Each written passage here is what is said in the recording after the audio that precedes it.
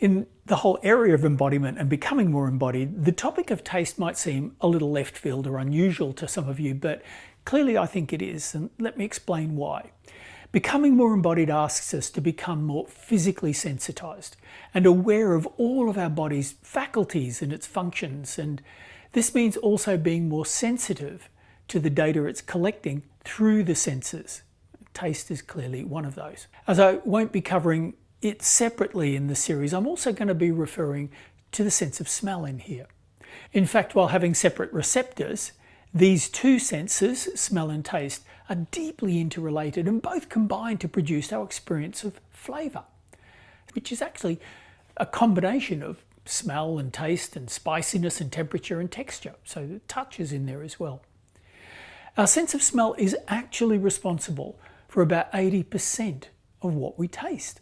Without smell, our sense of taste is limited to just 5 distinct sensations: sweet, salty, sour, bitter, and the relatively newly discovered umami, or the kind of savoury sensation. All other flavours that we experience come from our experience of smell. And this is why when our nose is blocked during, say, when we have a cold, most foods seem really bland or tasteless. Our sense of smell also intensifies when we become hungry, right? So this demonstrates the interrelationship. Practicing in this area, again, asks us to be intentional about the food we're eating. All too often we can find ourselves mindlessly consuming and then often over-consuming, right? You ever notice that? Many of the processed foods that we can access have been expertly engineered to fool we humans into overeating, because they shut off the hormones that actually allow us to know that we're full. In fact, it's just a really key trick that the industry uses just to try to get us to buy more than we actually need by over-consuming what we need. But even though these foods are undeniably tasty, are we actually tasting them when we're eating them? So the practice for this section is to just find some items or just one food item and use it to slowly experiment with. And let me show you how you might do that. So I'm going to use just a little piece of chocolate. It's a good one to work with, but you can use it with all sorts of food items. And so what we begin with is, first of all, I like to use my visual sense a little bit, which we'll be working with shortly as well. So I just visually appreciate the food and connect with it and see what it is, because as soon as I lay my eyes on a piece of food, something comes alive in my body. If I'm hungry, I can feel myself beginning to salivate.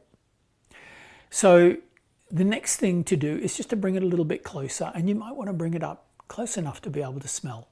Have a little smell of it. Of course, you've been picking it up, so the sense of touch has already been engaged. And what I would suggest first of all is just taking a little piece, just taking it into the mouth, just seeing what happens when you first take it in. Because the chocolate, this isn't particularly sweet chocolate, but there's an explosion in my mouth between the chocolate, the sweetness, the fat, all these things that really get the brain alive as well. So I can really feel something reacting to the taste of this on my tongue. So I'm just letting it land on my tongue and seeing what I can taste in there with all the different areas across the tongue. There are an enormous range of taste receptors on the tongue itself. And if I'm correct in understanding this, different places in the tongue receive different types of taste sensations as well. So you may want to move the piece of chocolate, or it could be a piece of fruit, or whatever you've chosen to work with. So you notice what I'm doing when I'm doing this is just really tuning into the data. I'm not just trying to eat it, but I'm paying attention to the taste. I can't explicitly sense the smell too much, though I worked with that just before. But I am also just paying attention to what's happening in the body as this is going on. Is the body sort of wakening up, and is it becoming really engaged? Is it wanting more? So just this whole very mindful exploration of the process of tasting and putting food in my mouth. So that's one way to work with it. Another way to work with it, much more in the moment, is because we want to slow things down and really become a little bit more focused on whatever sense we're actually trying to work on. When you eat a meal, when you prepare a piece of food, rather than just preparing it and throwing it down, which is what many of us tend to do, take your time. one piece at a time, one little mouthful at a time. Really taste the food, chew it well, taste it well. And then with that process, checking in with what could be called satiety, just meaning when you're satisfied, and checking in with how the body is feeling in relationship to that. When does it actually feel like it's actually had enough nutrition?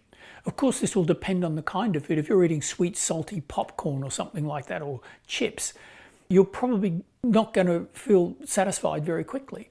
So be cautious about that, but you might also just want to tune into that, the relationship between taste, between the whole process of eating and the feelings of satisfaction in the body. So there you go. There's one way of working with taste as a very embodied process. The feeling as it slips over the tongue, into the mouth, through the smell, what comes alive in the body, what comes alive in the mind.